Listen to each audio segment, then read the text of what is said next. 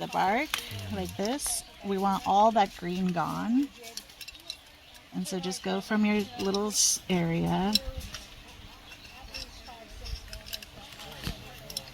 And so this green is where that water gets transferred normally.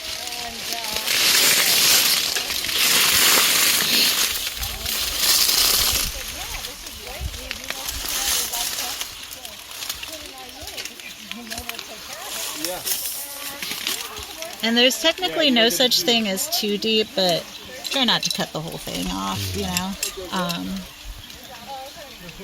And so we get rid of all this bark. I then take the back end of this guy, scrape whatever else is still there.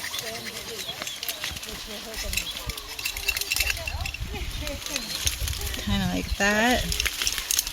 And trade you. And then this is the part where you're not going to want to inhale.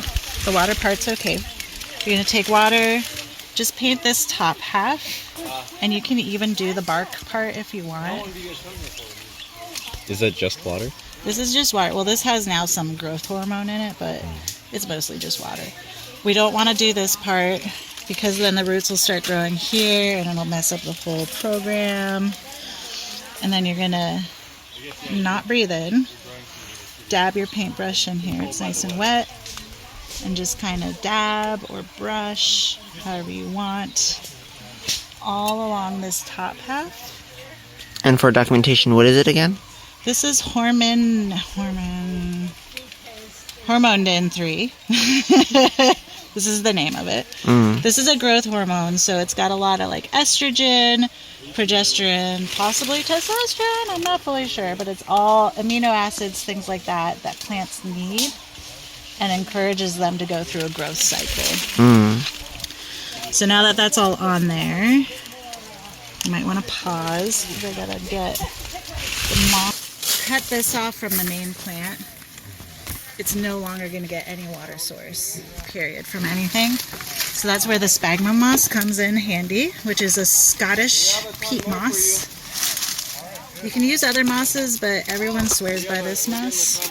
You can get that Home Depot, Amazon, wherever, everywhere pretty much. It's pretty easily available.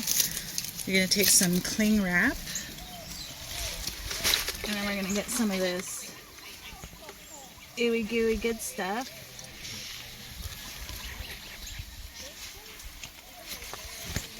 And so we got this nice little ball. What we want to do is fully encase that area with this moss. So I like to make a flat kind of pancake. Come in.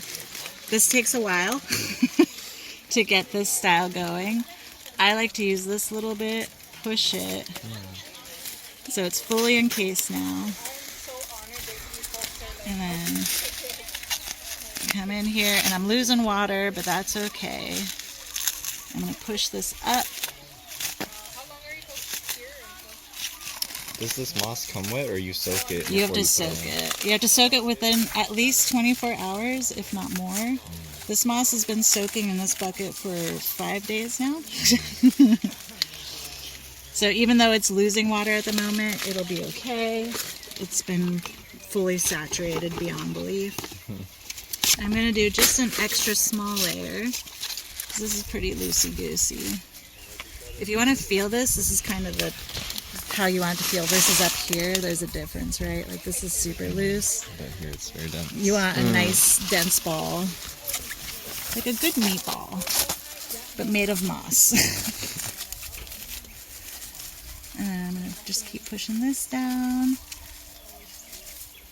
And then that's good. And then this is where we take some string. We're going to try to make it more tight.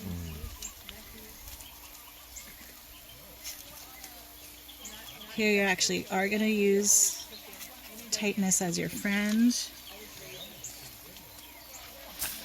because we don't want as so much evaporation going on. And then I leave these ends long because I like to do kind of this like crisscrossy thing.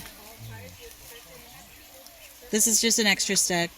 This is a Tej step. No one needs to do this. just the way I do it. My neuroses, No, 'cause basically. I was wondering if you were gonna put one through the center. So Yeah. That's awesome that you leave that. And then after this, we're going to take some tin foil. And that tin foil makes it dark. So this is a moist, dark, full of good hormones environment. Which is not, right? Like if you think about it, when you're planting in the ground, you're giving a moisture, darkness, warmth, but not too much warmth. And that is why I always do the reflective side inside. There's no rhyme or reason to the science or the way this looks. You just literally just put it on there. This is just to keep it from the sun. Take one of these guys.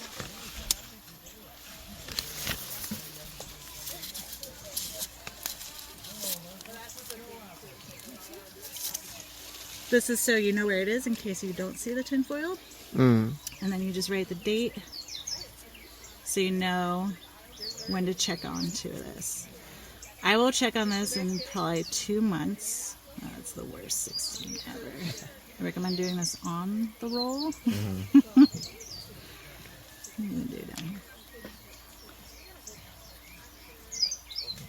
And so every 2 months we'll come back here. We'll unroll the tin foil. We'll kind of peel back some of that plastic, see if the roots are growing. If the roots are growing, we'll then come and cut it. And then you just plant the whole thing in the ground. Another thing you can do, if like this guy, he's got a lot of leaves. I'm actually going to cut these leaves off because what's happening is these are going to evaporate.